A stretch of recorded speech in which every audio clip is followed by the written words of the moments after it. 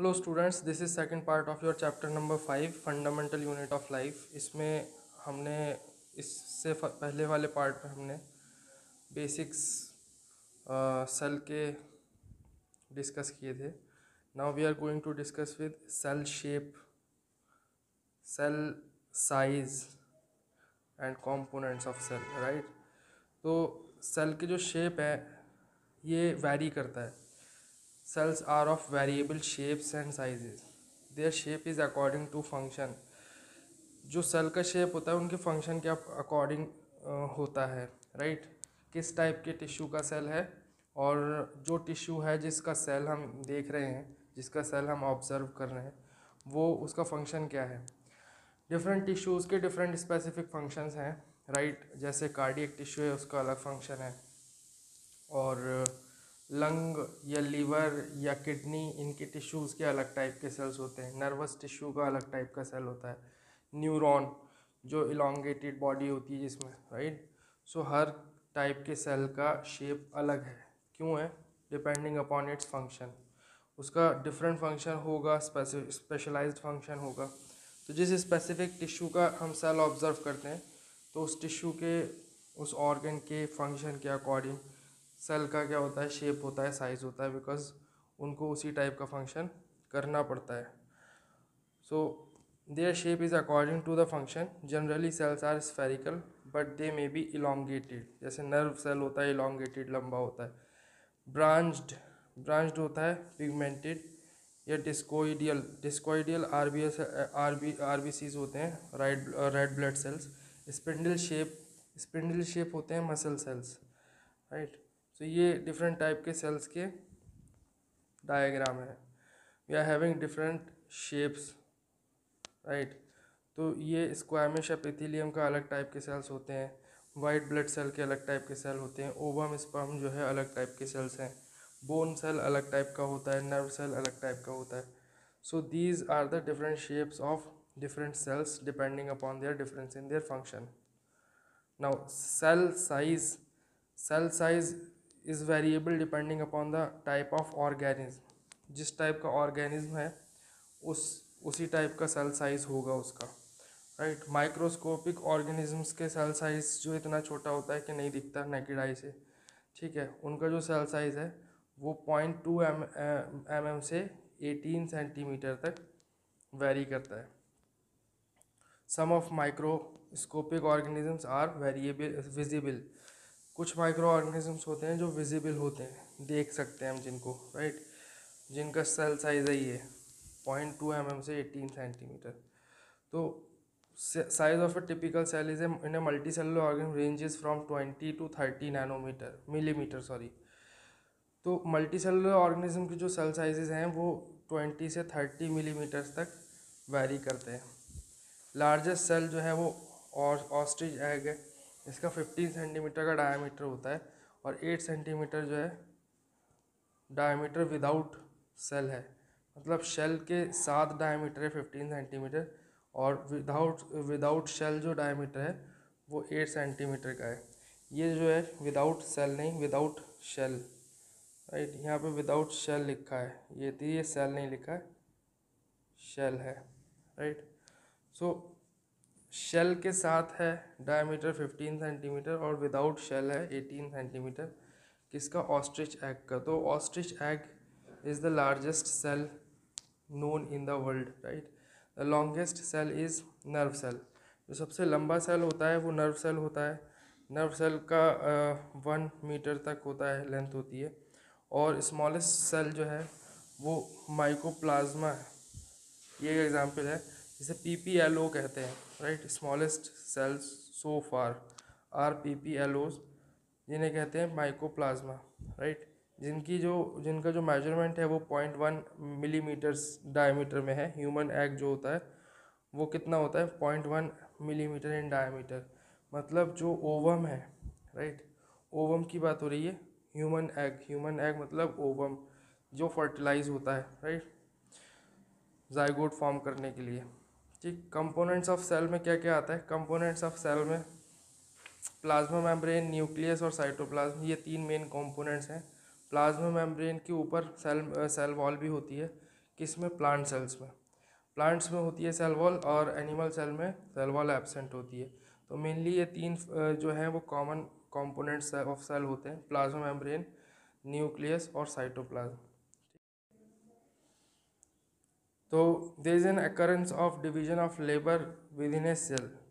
Division of labour होता है cell के अंदर। They all got certain specific components cell organelles. मतलब सारा फंक्शन, सारा काम एक ही कोई कंपोनेंट नहीं करता है। सिंथेसिस ऑफ प्रोटीन कुछ और कोई और करता है, ठीक है। और उसके अलावा जो डीएनए और क्रोमोसोम्स का फंक्शन कुछ और होता है, और लाइसोसोम्स का फंक्शन कुछ और होता है, डाइजेशन, राइट। वो क्या करते हैं? डाइजेस्टिव एंजाइम सिक्रीट करके जो नॉन यूज़फुल कंपोनेंट्स है सेल के, जो नॉन यूज़फुल पार्ट है, डैमेज्ड पार्ट है, उसको डिस्ट्रॉय करता है एक तरीके से, राइट। और वो पूरे सेल को भी डिस्ट्रॉय कर सकते हैं लाइसोसोम्स। अगर सेल बहुत ज़्यादा ओल्ड हो जाता है, बहुत ज़्यादा वीक हो जाता है, तो अगर वो प्रॉपर फंक्शन करने के कैपेबल नहीं बचता, तो लाइसोसोम्स पूरे ही सेल को डिस्ट्रॉय करते हैं। इसलिए उनको सुसाइडल बैग्स भी कहते हैं। तो ये डिफरेंट सेल ऑर्गेनेल्स सेल में होते हैं। वो सारे सस्पेंडेड होते हैं साइटोप्लाज्म में, ठीक है। लेकिन हम साइटोप्लाज्म के अंदर जो सेल ऑर्गेनेल्स होते हैं उनको एक एक करके फर्दर डिस्कस अलग से करेंगे। बट अभी जो है प्लाज्मा मेम्ब्रेन देखेंगे सबसे पहले क्या होता है। प्लाज्मा मेम्ब्रेन को सेल मेम्ब्रेन भी कहते हैं, और प्लाज्मा मेम्ब्रेन को सेमी परमिएबल या सिलेक्टिवली परमिएबल मेम्ब्रेन भी कहते हैं। तो सेमी परमिएबल होती है plasma membrane. So it is the limiting boundary of cell each cell which separates the cytoplasm from its surrounding. तो साइटोप्लाज्म को सराउंडिंग से सेपरेट करने वाली जो लिमिटिंग बाउंड्री है उसे क्या बोलते हैं? Cell membrane. प्लांट और एनिमल्स दोनों में होती है, ठीक है। It is the outer most covering, सबसे बाहर की कवरिंग होती है सेल की, ठीक है। एनिमल सेल में यही होती है outer most covering, but plant cell में क्या होती है? सेल वॉल होती है। सेल वॉल के नीचे सेल मेम्ब्रेन होगी, यानी दोनों चीज़ें होती हैं प्लांट में, सेल वॉल भी और सेल मेम्ब्रेन भी। लेकिन एनिमल्स में सिर्फ सेल मेम्ब्रेन होती है और सेल वॉल नहीं होती। ये प्रोटीन्स और लिपिड्स से बनती है, राइट। तो it is made up of proteins and lipids where proteins are sandwiched between bi layer of lipids. तो लिपिड्स की दो लेयर्स के बीच में प्रोटीन्स बीच में एम्बेडेड होते हैं। तो इस तरीके से बनती है ये प्लाज्मा मेम्ब्रेन, ठीक है। Plasma membrane selectively permeable nature की होती है। It allows permits and entry and exit of some materials in and out of the cell. ये क्या करती है? कुछ सेलेक्टेड मॉलिक्यूल्स को, कुछ मटेरियल्स के सेलेक्टेड मॉलिक्यूल्स को अंदर से बाहर की तरफ और बाहर से अंदर की तरफ क्रॉस करना अलाउ करती है।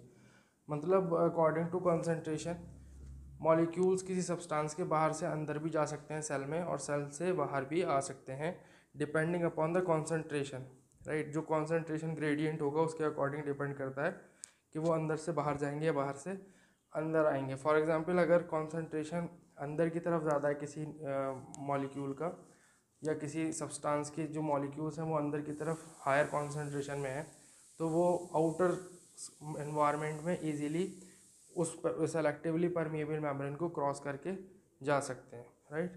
सो सेलेक्टेड मॉलिक्यूल्स को सब्सटेंसेस के ये परमिट करता है कि बाहर किसी अंदर जा सकें और अंदर से बाहर आ सकें। एक्सचेंज ऑफ मटेरियल्स होगा ही नहीं तो सेल में एक्सचेंज ऑफ मटेरियल्स होने के लिए इसका सेल मेम्ब्रेन का सेलेक्टिवली परमिएबल होना इम्पॉर्टेंट है, राइट। तो Singer and Nicolson gave the fluid mosaic model of plasma membrane. तो निकेल एंड निकोलसन दो बायोलॉजिस्ट थे जिन्होंने ये एक मॉडल दिया था प्लाज्मा मेम्ब्रेन का। According to them it consist of a protein layer sandwich between two layers of lipids. उनके अकॉर्डिंग ही उन्होंने बताया था कि दो प्रोटीन लिपिड्स की लेयर के बीच में एक प्रोटीन की लेयर होती है, ठीक है। क्वासी फ्लूइड स्टेट होता है, ठीक है। और ये 75 एंगस्ट्रॉम थिक होती है। एंगस्ट्रॉम जो है ये एक तरीके से यूनिट है लेंथ की। एंगस्ट्रॉम ये जो लिखा हुआ है, राइट, एंगस्ट्रॉम है, ये 75 एंगस्ट्रॉम थिक होती है। ये वाला पॉइंट ज़्यादा इंपॉर्टेंट पॉइंट नहीं है, ये इस तरीके का पॉइंट ये एडिशनल है, ठीक। आप नॉलेज के लिए आप इसको पढ़ लो, याद रखो, बट ये इतना इम्पोर्टेंट पॉइंट नहीं है। It is flexible and can be folded, broken and reunited.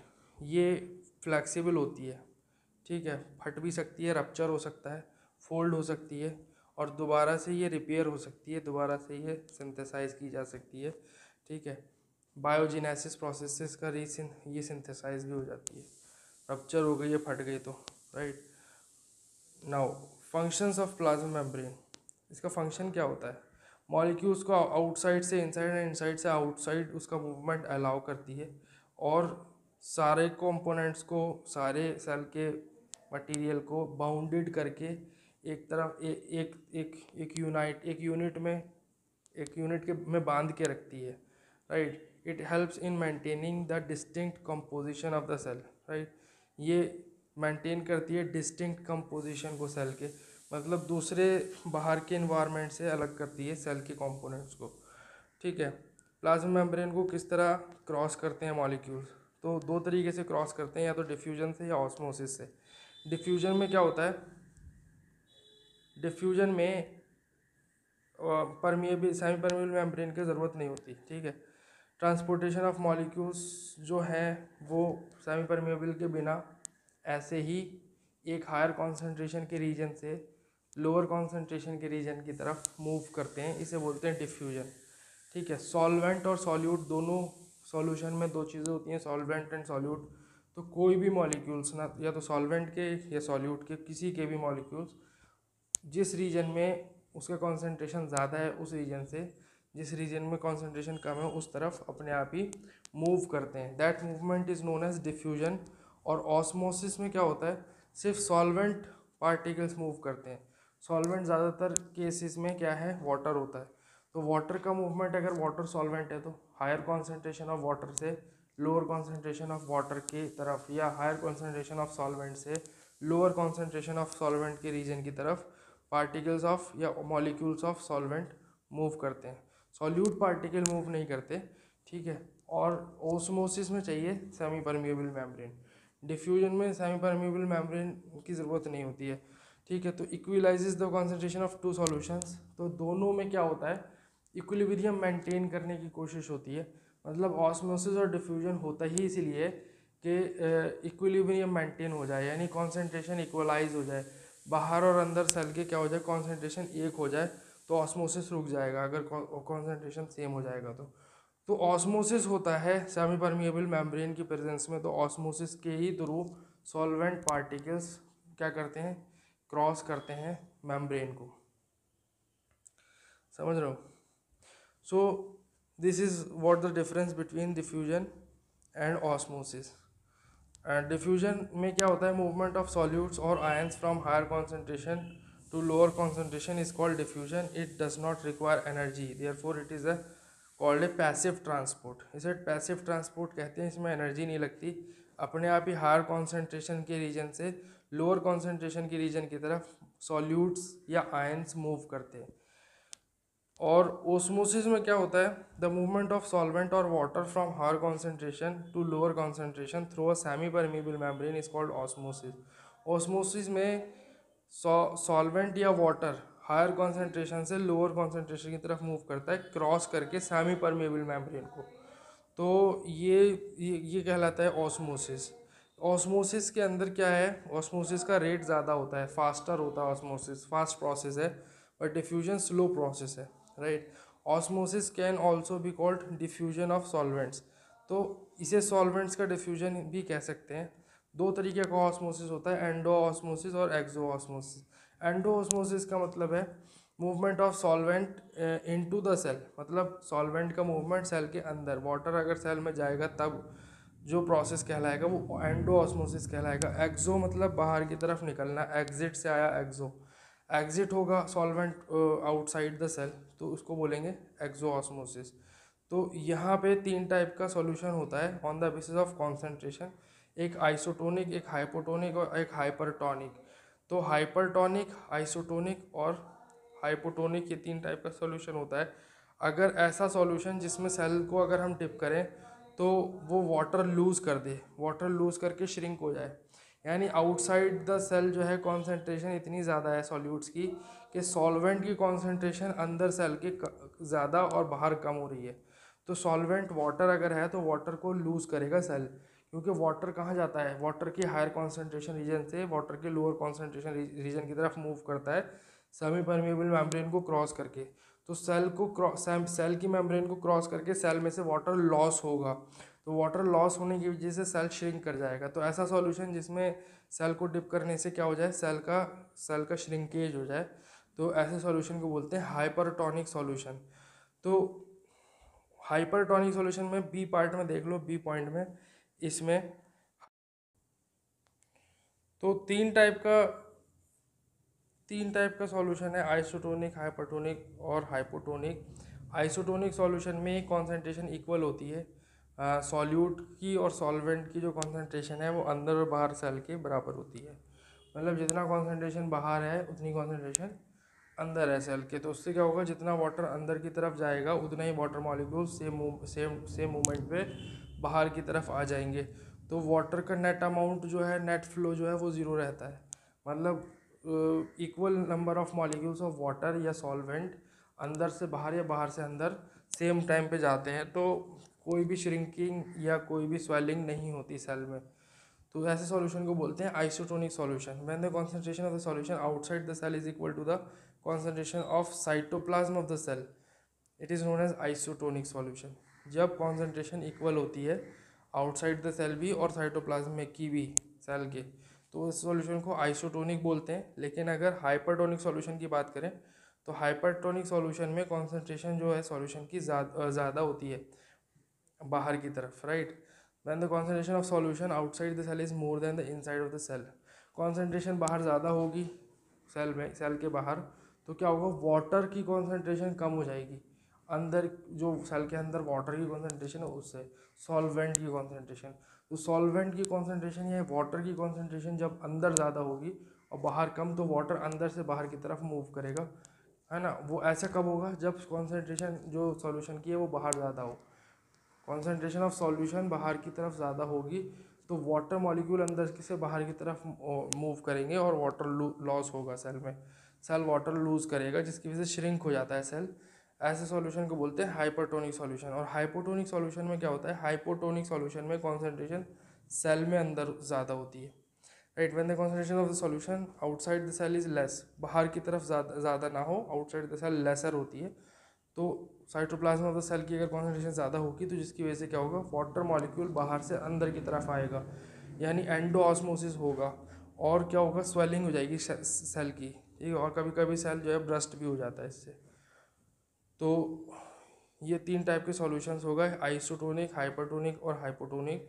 Cell wall किसे कहते हैं, it is the outer most covering of plant cell, सबसे बाहर जो होती है प्लांट सेल की आउटर मोस्ट कवरिंग उसे कहते हैं सेल वॉल। सिर्फ सेल, ये किस में होती है, सिर्फ प्लांट सेल्स में होती है, एनिमल्स में नहीं होती। It is absent in animal cells. Cell wall is rigid, strong, thick, porous and non living structure. मोटी होती है, स्ट्रॉन्ग होती है, ठीक है, रिजिड होती है यानी शेप चेंज नहीं करती है, और नॉन लिविंग स्ट्रक्चर है, लिविंग सेल्स नहीं होते इसके, मतलब लिविंग कंपोनेंट नहीं है ये सेल का।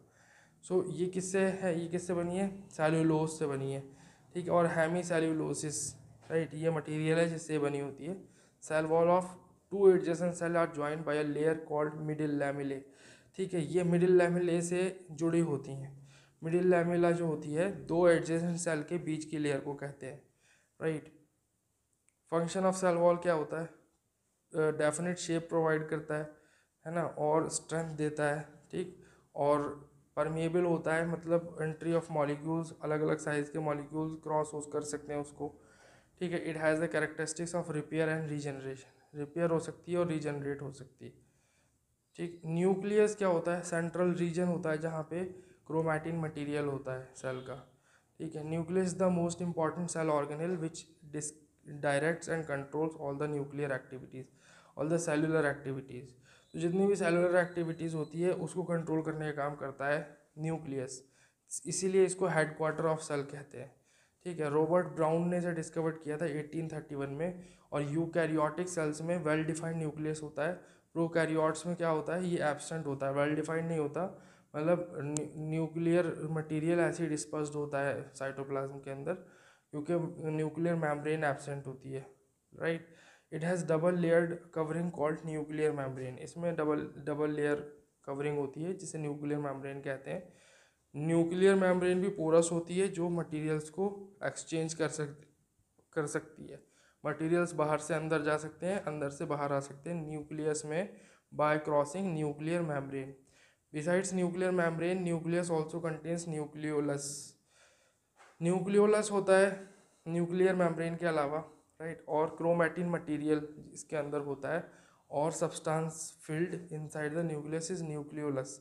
और जो जितना भी सब्सटेंस या फ्लूइड मटेरियल न्यूक्लियस के अंदर भरा होता है उसको बोलते हैं न्यूक्लियोलस, ठीक है। और क्रोमैटिन मटेरियल उसके साथ होता है न्यूक्लियस में, ठीक है। क्रोमोसोम्स जो होते हैं वो क्रोमैटिन मटेरियल से बनते हैं।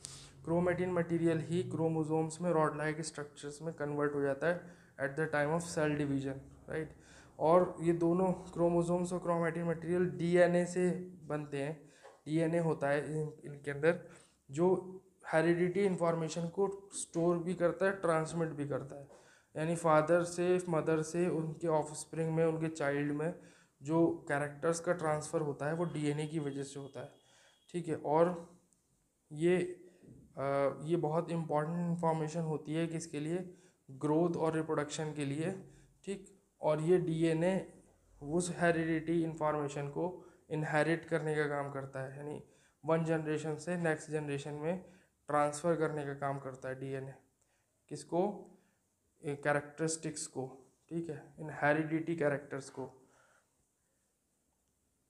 न्यूक्लियस का फंक्शन क्या क्या है, it controls all metabolic activities of cell and regulates the cell cycle. It helps in transmission of heredity character from parents to offspring. ये हम देख ही चुके हैं, अभी समझ चुके हैं।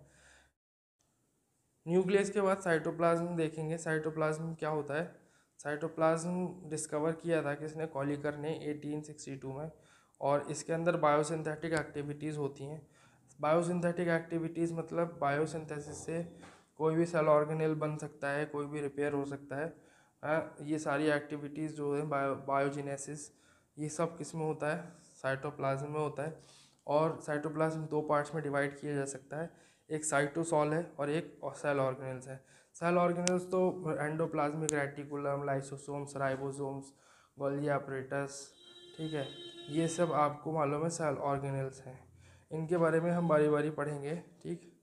एक करके इनका कैसा स्ट्रक्चर होता है सेल ऑर्गेनेल्स का, उनके अलग अलग क्या क्या फंक्शंस हैं। और साइटोसॉल किसे कहते हैं, साइटोसॉल एक सॉल्यूबल पार्ट है जिसके अंदर क्या होता है, प्रोटीन्स होते हैं, ठीक है। और साइटोस्केलेटन बनता है, मतलब एक ऐसा रीजन जहाँ पे सारे सेल ऑर्गेन सस्पेंडेड हैं, एक ऐसा रीजन जिसके अंदर प्रोटीन्स हैं और क्या बना रहे हैं, एक साइट बना रहे हैं जिसमें सेल ऑर्गेनल्स क्या करेंगे, सर्वाइव। ये सेल ऑर्गेनल्स वहाँ पे सस्पेंडेड होंगे, रहेंगे, ठीक है, आपको मिलेंगे। तो जो जितना भी साइटोस्केलेटन पार्ट है किसका, साइटोप्लाज्म का, उसे साइटोसॉल बोलते हैं। That is aqueous soluble part, right. और सेल ऑर्गेनल्स उसके अंदर होते हैं। तो सेल ऑर्गेनल्स का काम, अलग अलग सेल ऑर्गेनल्स का अलग अलग फंक्शन है, अलग अलग स्ट्रक्चर भी है। लेकिन सेल ऑर्गेनल्स अलग क्या कैसे होते हैं, डेफिनेट शेप के होते हैं और डेफिनेट स्ट्रक्चर और फंक्शन होता है उनका, ठीक। और उन वो भी प्लाज्मा मेम्ब्रेन से बाउंडेड होते हैं, प्लाज्मा मेम्ब्रेन उनमें भी होती है। इसके आगे की चीज़ हम नेक्स्ट क्लास में देखेंगे। यहाँ तक I think it's enough for today. And हमने कहाँ छोड़ दिया है, हमने सेल ऑर्गेनल्स पे छोड़ा है। सेल ऑर्गेनल्स के सारे सेल ऑर्गेनल्स, सेल के अंदर जितने भी सेल ऑर्गेनल्स होते हैं सभी जो इंपॉर्टेंट हैं जो आपके सिलेबस में, वो सब हम नेक्स्ट क्लास में डिस्कस करेंगे। जैसे गोल्गी apparatus है, जैसे जैसे राइबोसोम्स हैं, लाइसोसोम्स हैं, ये सब हम नेक्स्ट क्लास में हम इनकी बात करेंगे। तो आज के लिए इतना ही बहुत है। I think it's clear enough now.